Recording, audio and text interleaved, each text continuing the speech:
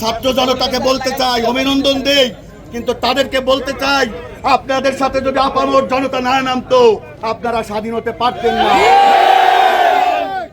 আপনারা কথা বলার সুযোগ করে দিয়েছেন তা না, আমরাও তার সাথে ছিলাম। আমি আমাদের আইডিয়া দ্বিতীয় পর্যায়ের আউটসোর্সিং এর সকল কর্মকর্তা কর্মচারীর পক্ষ থেকে সবাইকে শুভেচ্ছা জানাচ্ছি। আমরা আইডিয়া প্রজেক্টের আউটসোর্সিং এর সকল কর্মকর্তা এখানে আছি 9 গ্রেড থেকে 20 গ্রেড পর্যন্ত। আমাদের দাবি একটাই, আমাদের দাবি আমাদেরকে রাজস্ব খাতে নেওয়া দিতে হবে, আমাদেরকে স্থায়ীকরণ করতে হবে।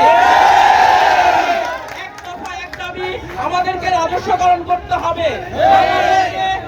যে পর্যন্ত স্থায়ীকরণ না করা হবে এবং এখান থেকে প্রজ্ঞাপন করতে হবে এবং প্রজ্ঞাপন আমাদের কাছে ফেরত না আসবে সে পর্যন্ত আমরা এখান থেকে সরব না। আমরা আছি। এই মাত্র আমাদের এখানে সিলেট অঞ্চলের সবাই যুক্ত হয়েছে, তাদেরকে আমাদের একটাই দাবি, আমাদের রুটি রুজির দাবি। আমরা বোনাস পাই না, আমরা ইনক্রিমেন্ট পাই না, কিছুই পাই না। 17 বছর যাবত আমরা চাকরি করছি, বৈষম্যতার শিকার হয়েছি।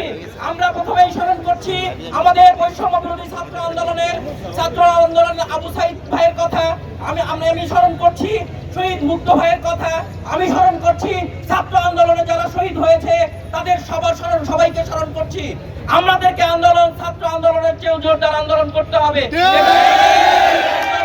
আমরা যে পর্যন্ত আমাদের দাবি আদায় না হবে সে পর্যন্ত আমরা মাঠে থাকবো ইনশাআল্লাহ।